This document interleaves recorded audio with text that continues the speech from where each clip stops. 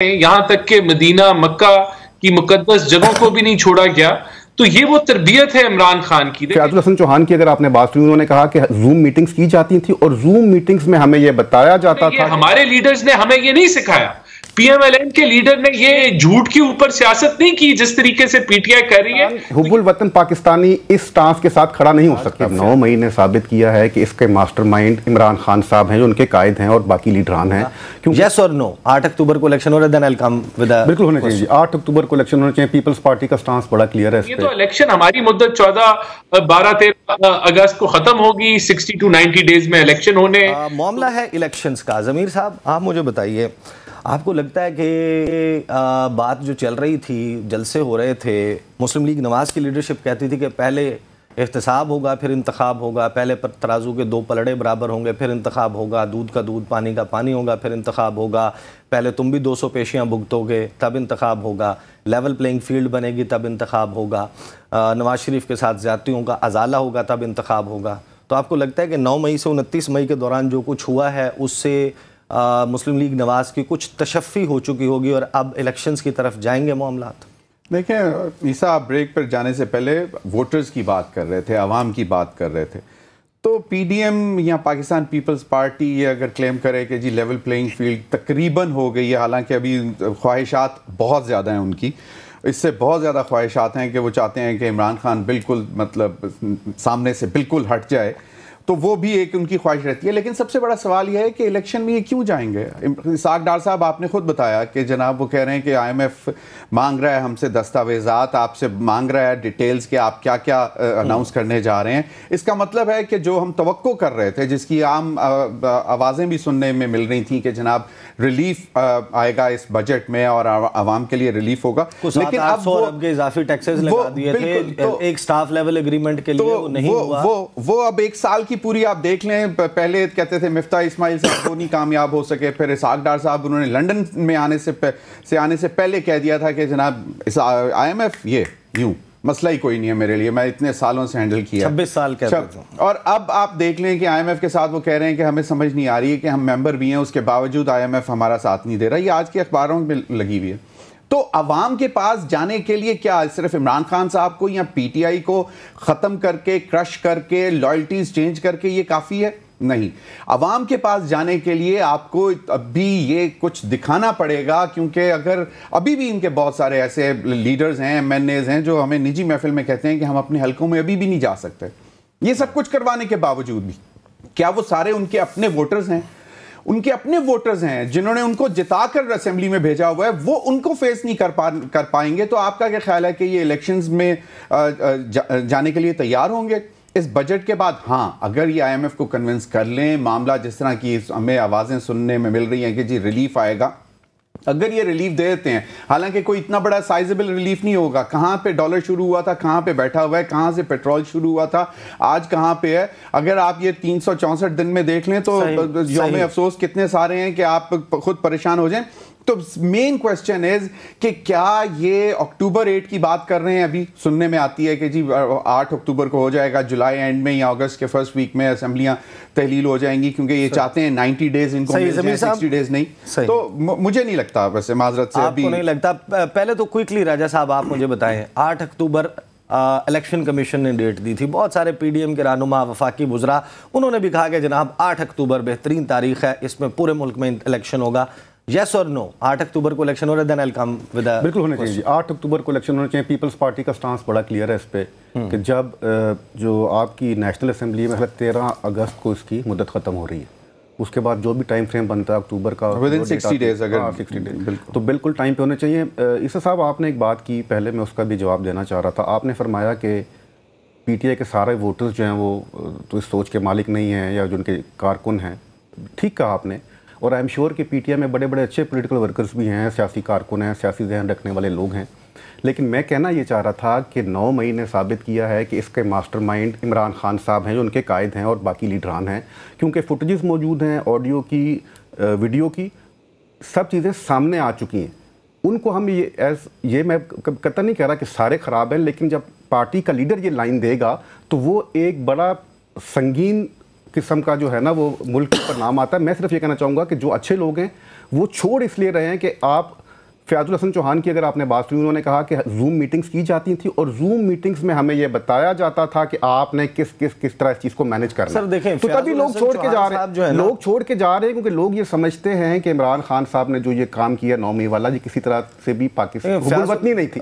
पाकिस्तान हुब्बुल वतन पाकिस्तानी इस स्टांस के साथ खड़ा नहीं हो सकता। फयाजुल हसन चौहान तो बाकी हम छोटे बड़े अच्छे कारकुन हैं, वो अपने सियासी फैसले करें। लोग जिन्होंने सियासत भी करनी है, जिनके हल्के भी हैं, जिन्होंने माजी भी जिनका सियासत से वाबस्ता रहा है, तो लोग अपने अपने फैसले करेंगे।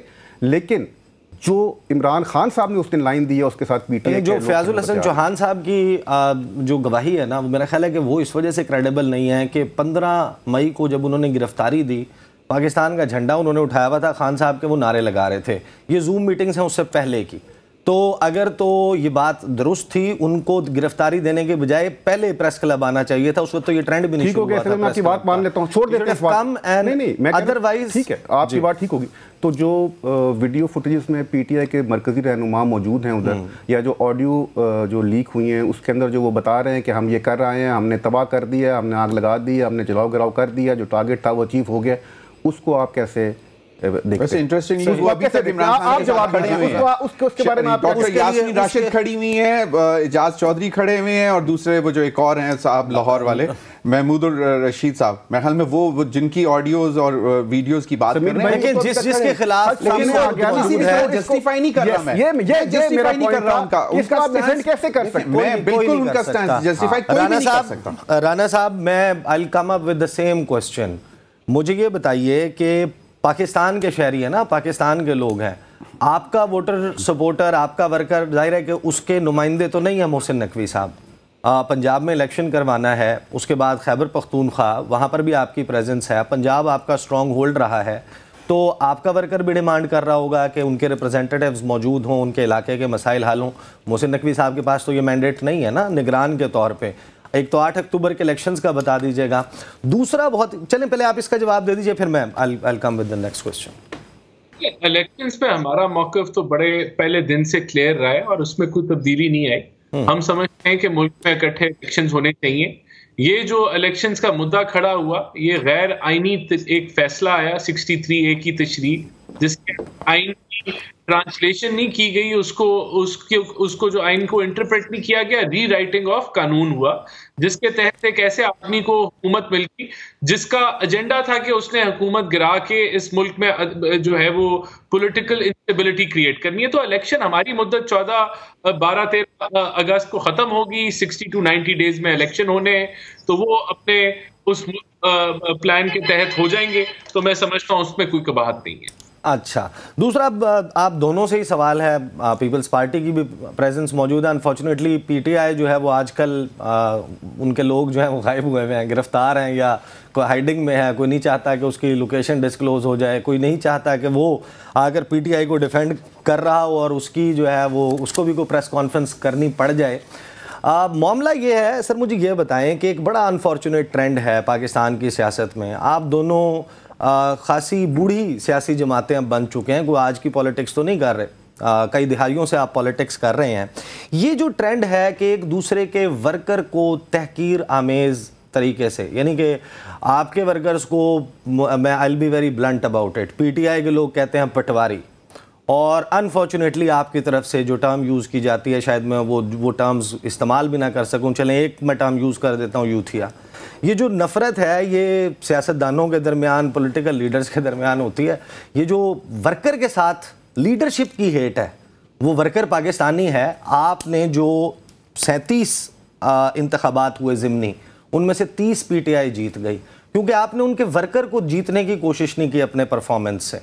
Do you agree with that? नहीं, देखें, एक तो मैं इसको पहले बात करना चाहूंगा कि ये जो पोलराइजेशन है, और देखें ये पहले नहीं थी, इस इंतहा पे 90 में शायद थी, लेकिन तब भी इस इंतहा पे नहीं थी जिस इंतहा पे अब आई है। यहाँ पहली दफा पाकिस्तान में एक लीडर ने इनकरेज किया कि आप नारे लगाओ जब आपको ये मिलते हैं, यहाँ तक कि मदीना मक्का की मुकद्दस जगहों को भी नहीं छोड़ा गया। तो ये वो तरबियत है इमरान खान की। देखें, जब आप कहते हैं कि ये आलमी साजिश है, तो ये इतना बड़ा इल्जाम है कि आप अमेरिका के साथ मिलकर आपने एक साजिश की, तो उससे नफरत बढ़ती है। जब आप कहते हैं मीर जाफर, मीर सादिक उसके अलकाबात, तो उसमें नफरत बढ़ती है। जब आप मजहबी कार्ड इस्तेमाल करते हैं तो नफरत बढ़ती है। जब आप कहें कि ये मुझे कत्ल करना चाहते हैं और उसके पीछे कोई हकायक ना हो और पसा पर्दा आप उसी जनरल के साथ मुलाकातें कर रहे हो, तो जब आपकी अपनी हुकूमत में, पीटीआई की सूबाई हुकूमत में आप पे एक अटेम्प्ट होती है जिसको सब कंडेम करते हैं, आप उससे सियासी मफाद लेने की कोशिश करते हैं, तो फिर ये जो आग दिलों में लगी है ये इमरान खान ने बेहतरीन तरीके से लगाई है। आज भी वो प्रोपेगेंडा पे लगे हुए हैं।